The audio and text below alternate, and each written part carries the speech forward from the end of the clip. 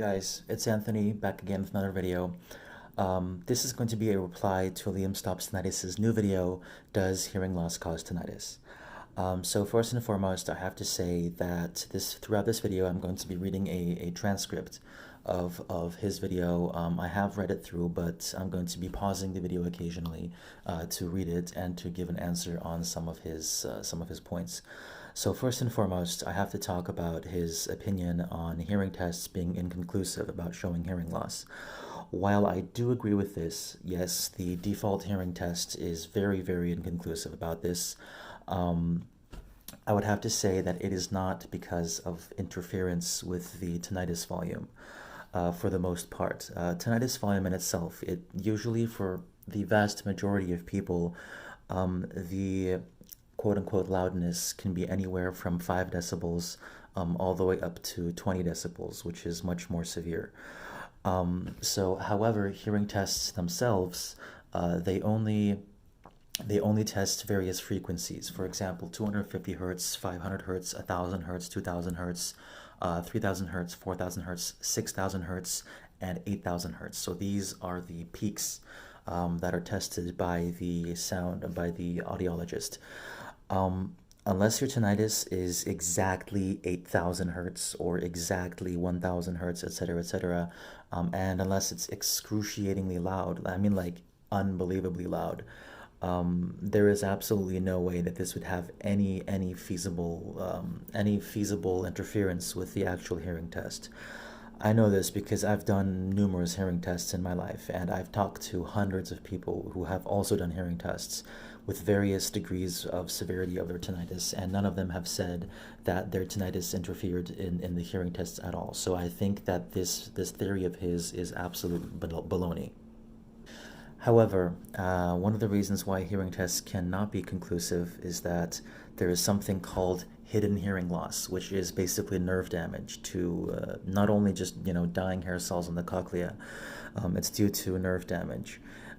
This usually shows itself when people, for example, have a difficulty with understanding what other people are saying, as with word recognition. I'm going to link the study in the description. Okay, now on to the next point. Okay, so Leah mentions that a lot of people who are extremely scared, extremely anxious about their tinnitus come to him for comfort and for some information. He, however, does mention that in the beginning of his video, he mentions that he has cured or given silence to many people who have had tinnitus for 5, 6, 10 years, etc., etc. However, the vast majority, I would say actually all of the people who I've seen in his success stories, in just his comments everywhere in his community, they are all people who have had fresh cases.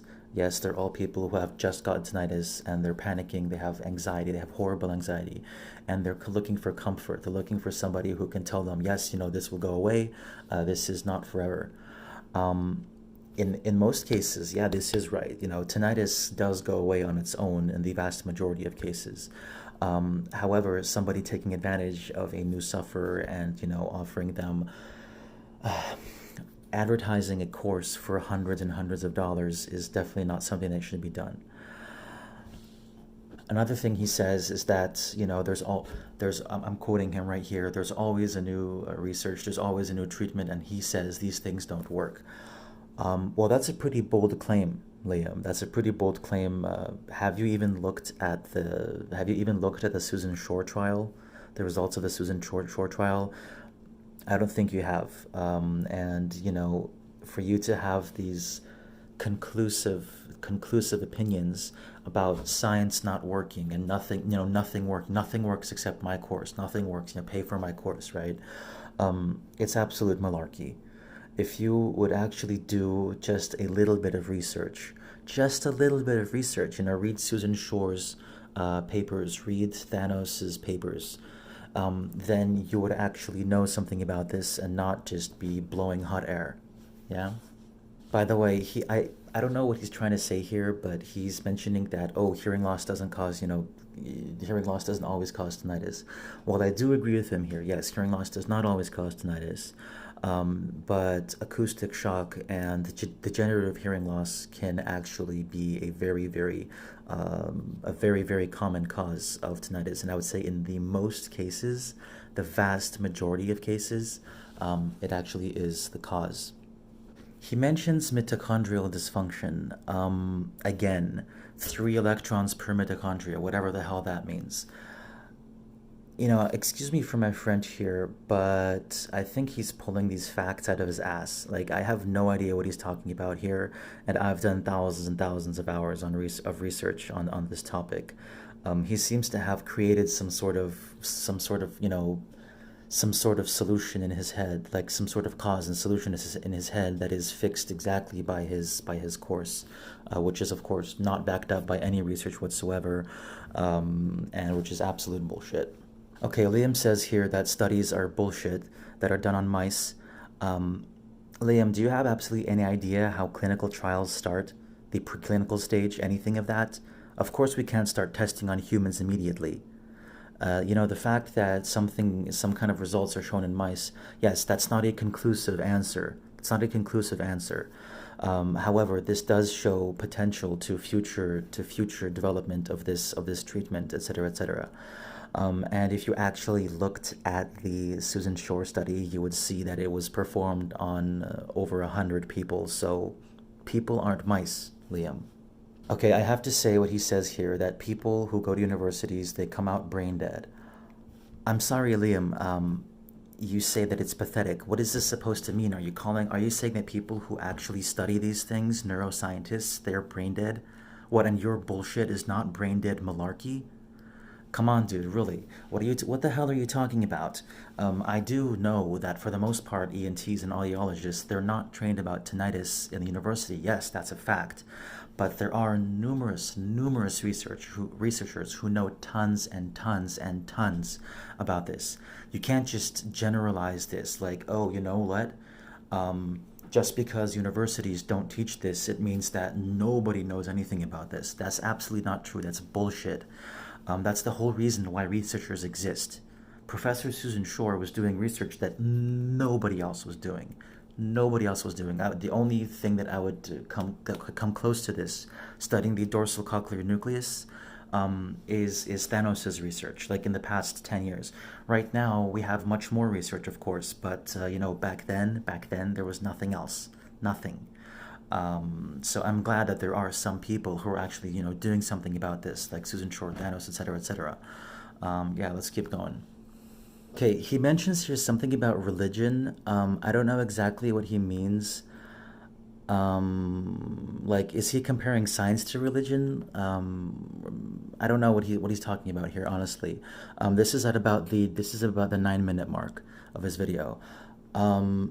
So I don't know if he's comparing his own treatment to a religion or if he's comparing scientists to a religion. Dude, if you're comparing science to religion, there's something seriously wrong with you. Okay, again, Liam here mentions that he has people coming to him who are concerned what's going to happen to them and if they're going to have them for life, have tinnitus for life. However, he immediately says that, immediately after this, he states that a lot of people have had tinnitus for 5 or 10 or 20 years. Liam, if somebody is worried about if they're going to have it forever, I don't think that it's going to be people who have had tinnitus for 10 years. You keep throwing this around that, you've had so many people, yeah, who have had tinnitus for such a long time. Where are they? I don't see anybody. Everybody who I see in your clique are people who have had tinnitus. They've gone to you. They got tinnitus, yes. Like, they immediately went to you for help, and then they had natural suppression, like most tinnitus sufferers do, and they gave you all the credit. That's literally all I see. So where are these people? Where are these 10, 20 years of people? I can say that I punched some guy in the face and that his tinnitus disappeared. Where's my proof? Okay, so okay, here, for example, I have a friend, he had tinnitus for 10 years.